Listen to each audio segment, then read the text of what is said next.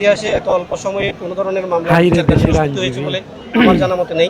সুতরাং এই রায়টি কার্যকর, মানে এই মামলার বিচার নিষ্পত্তি হওয়ার মাধ্যমে দেশবাসী একটা মেসেজ পাবে, সেটা হচ্ছে অপরাধী অপরাধ করলে অপরাধ থেকে দায় পাবে না, এবং এই দেশের কোনো মানুষ যেন, এদেশের কোনো মা বোন যেন তার বাসায় অনিরাপদ না থাকে, মানে নিরাপদ থাকে, এবং তারা যেন বাইরে গেলে নিরাপদে বাইরে যেতে পারে, আবার নিরাপদে যেন বাসায় আসতে পারে। এটা একটা সরকার মেসেজ দিতে চাচ্ছে যে অপরাধ করলে অপরাধের দায় থেকে মুক্তি পাবে। আমি ন্যায় বিচার নিশ্চিত হয়েছে বলে মনে করি।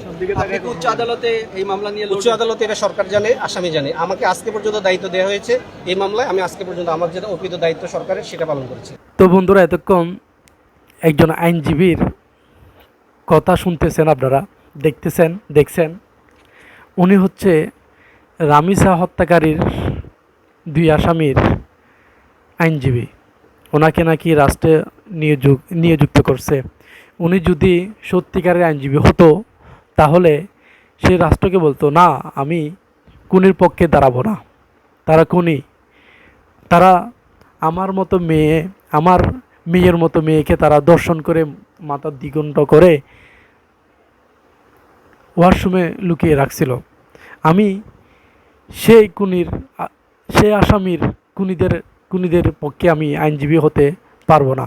সে যদি সত্যিকার আইনজীবী হতো, আমি তাকে বলতে চাই, তার ঘরেও কিন্তু দেখেন, খবর নিয়ে দেখেন, রামিসার মতো একটা মেয়ে তারও আছে, রামিসার মতো একটা মেয়ে তারও আছে।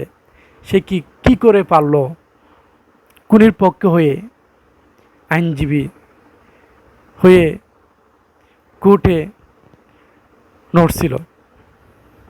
আফসোসের বিষয়। এই দেশ উন্নত হবে কিভাবে? এই দেশ যদি খুনির পক্ষেও যদি আইনজীবী থাকে, তাহলে এই দেশ উন্নত হবে কোত্থেকে? কারণ এই দেশে তো খুনির পক্ষেও আইনজীবী থাকে।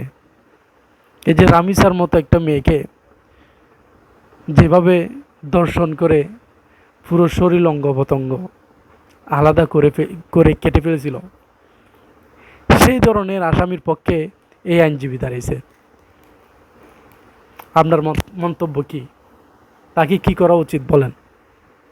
ভিডিওটা ভালো লাগলে অবশ্যই লাইক, কমেন্ট, শেয়ার করবেন। ধন্যবাদ।